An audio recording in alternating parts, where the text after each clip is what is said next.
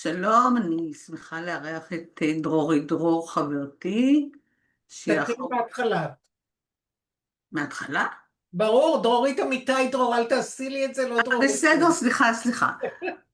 אני שמחה מההתחלה. לארח את דרורית אמיתי, דרור, חברתי מזה שנים רבות, שהיא החרוז הנוסף בשרשרת של סיפור 555 בגיל הזהב, ואני מקווה שתהיה לנו שיחה מעניינת. ואפילו נלמד דברים חדשים שאנחנו לא יודעות אחת על השנייה. ואני לא אציג את עצמי, כי הצגתי את עצמי בשיחה הקודמת שבה עמיה ליבליך ראיינה אותי, אז אני אגיד שגם אני עוסקת קצת באומנות, אבל דרורית עוסקת בכך ביתר עוז, ואנחנו מכירות שנים רבות והתחברנו דרך הבנים הנחמדים שלנו, שנהיו חברים מאוד טובים בבית ספר לאומנויות, וכך הם חיברו בינינו. אז זה באמת עברו מאז המון המון שנים, ושניהם כבר יש להם משפחות וילדים, והמשפחות שלנו גדלו, ואנחנו נשארנו בקשר. זה מאוד משמח. אז אנחנו נדבר לא על הקשר הזה דווקא, אלא על קשרים אחרים שנפרמו ונתהוו במשך השנים. אז ספרי לנו, דורית, מה שאת חושבת שאת רוצה לספר על מה שהיה פעם, מה שעכשיו, מה שיהיה אולי, מה שאת רוצה ומה שמעניין. ננסה לצלול בזה. את יודעת מה, אולי אני אתחיל בדיוק מזה שנזעקתי, שאמרת דרורית דרור ולא דרורית אמיתי דרור, זה בדיוק מה שהיה ומה שהווה ומה שיהיה. כי האמיתי זה שמי מהבית, המעוברת, כמצוות בן גוריון וההורים הציוניים מאוד שלי. ו... והדבר המצחיק הוא שאני דרורית, התחתנתי עם מישהו שהוא דרור. אז דרורית דרור זה נשמע קצת מדורדר, מדרדר, ועם המון חופש, והשארתי לעצמי את האמיתי מכל הסיבות הטובות. זהו, דרור ואני, שנינו תל אביבים, מלידה, אני בתל אביב, כל חיי להוציא לימודים בירושלים ושנתיים באנגליה, כשנסענו כבר כמשפחה צעירה מאוד מה לפוסט. הלימודים בירושלים, רק תגידי? הלימודים בירושלים היו ליד הדברים שאולי הייתי צריכה באמת ללמוד. הם היו חינוך מיוחד וייעוץ וספרות עברית שמאוד שמחתי ללמוד.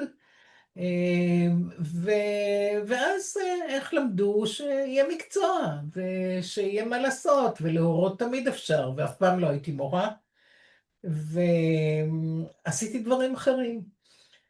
גם עבדתי בתחום של הייעוץ, גם עבדתי בתחום של הגיל הרך מאוד, גם בתוך מערכות גדולות, במערכת מעונות היום לילדים, שבה הייתי המפקחת החינוכית הארצית, ונהניתי מאוד מהעשייה ומהשינוי שיכולתי להביא, והייתי מתוסכלת מאוד מהשינויים שלא יכולתי להביא, והם רבים מאוד, והם נשארו עד היום, והם בעייתיים. אבל תגידי קצת על השינויים שכן הצלחת לעשות. היום זה נשמע כאילו המובן מאליו, אבל כשאנחנו מדברים על שנות ה-80 המוקדמות, אז אפילו לחלק את העבודה לקבוצות בתוך קבוצה גדולה של 30 פלוס ילדים, או להצמיד מטפלת קבועה לכל תת קבוצה, זו הייתה מהפכה מאוד גדולה.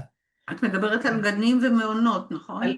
בייחוד על המעונות, אני הייתי המפקחת החינוכית הארצית של מעונות היום של ויצו. זה מאות מעונות בכל רחבי הארץ, שאז מאוד מאוד שמחתי עם כל שינוי שעשינו, והוא היה באמת גדול.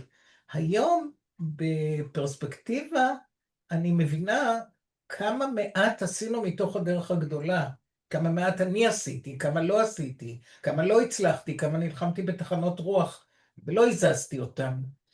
ואחרי 18 שנה מכל מיני סיבות החלטתי לעזוב את המערכת הזאת, אבל להישאר בענייני הגיל הרך. לימדתי במכללת לוינסקי את התחום הזה, עסקתי באופן פרטי, עברתי לתחום של הייעוץ, שבו עשיתי תארים מתקדמים יותר, וכמובן גם את ההתמחות בגיל הרך, שעשיתי בתוכנית שוורץ, שהייתה אז מסגרת מופלאה, אני בטוחה שעד היום, זה מסגרת באוניברסיטה העברית,